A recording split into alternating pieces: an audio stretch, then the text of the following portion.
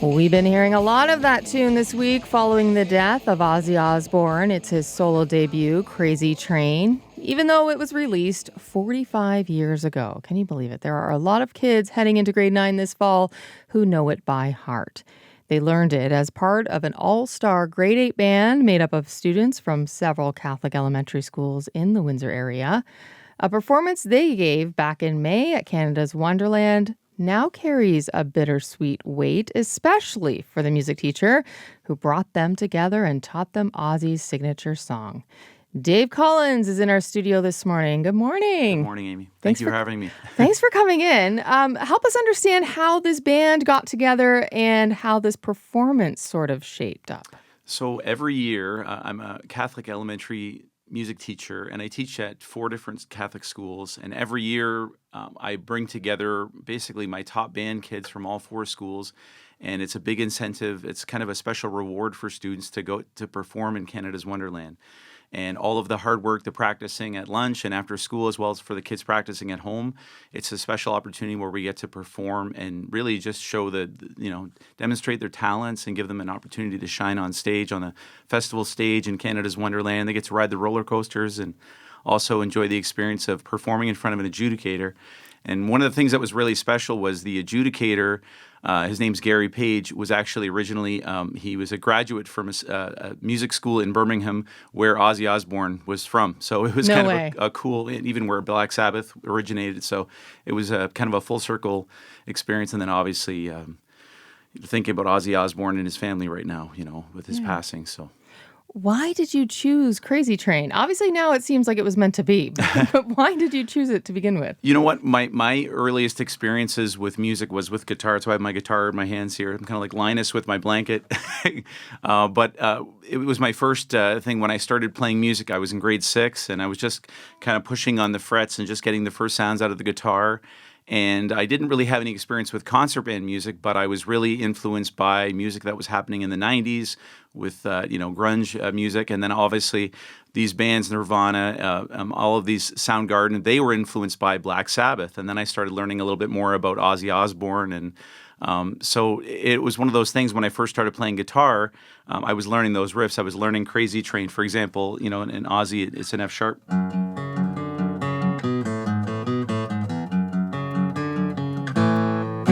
So, and for the kids, we thought, well, could we do that on, concert band instruments?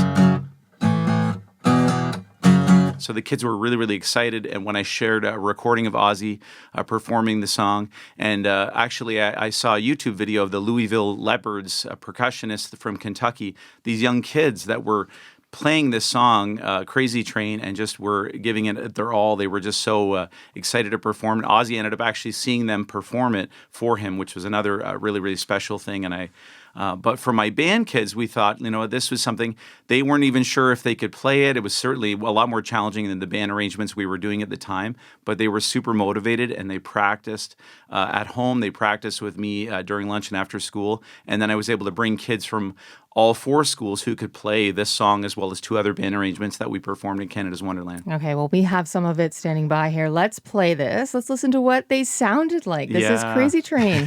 Thanks.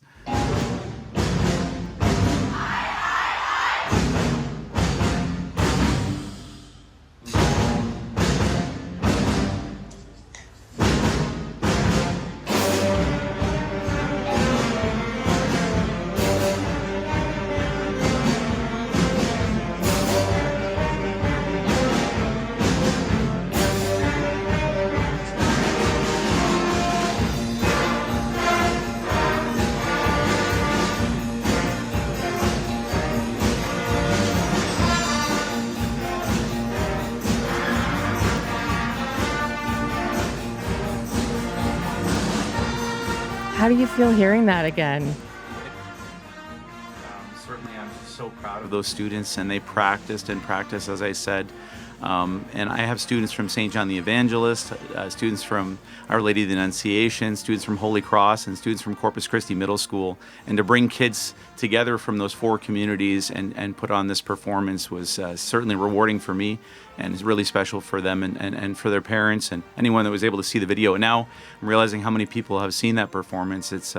I'm just so proud of them. So. Yeah. Yeah. Well, these kids were born 30 years after this song came out. Had they ever heard of Ozzy Osbourne? You know what? I had some students, particularly guitar players and drummers, especially that knew all about Ozzy Osbourne, and for a number of students, their parents were Ozzy fans. So it was a really, really cool thing. And then for the kids to think, not only could we play that riff on the guitar, but hey, we could play that melody on clarinet or on flute or on trumpet. Playing that main vocal melody that Ozzy's so well known for his incredible voice. So. It was really rewarding, and then when we found that concert band arrangement, and I played the recording of that, the kids, could we do that? I don't know. Let's try. Let's see if we could do it. And I think when you hear music like that, it just inspires you and pushes you to go forward to go more than what you think you're capable of. And I mean, that's so rewarding as a teacher.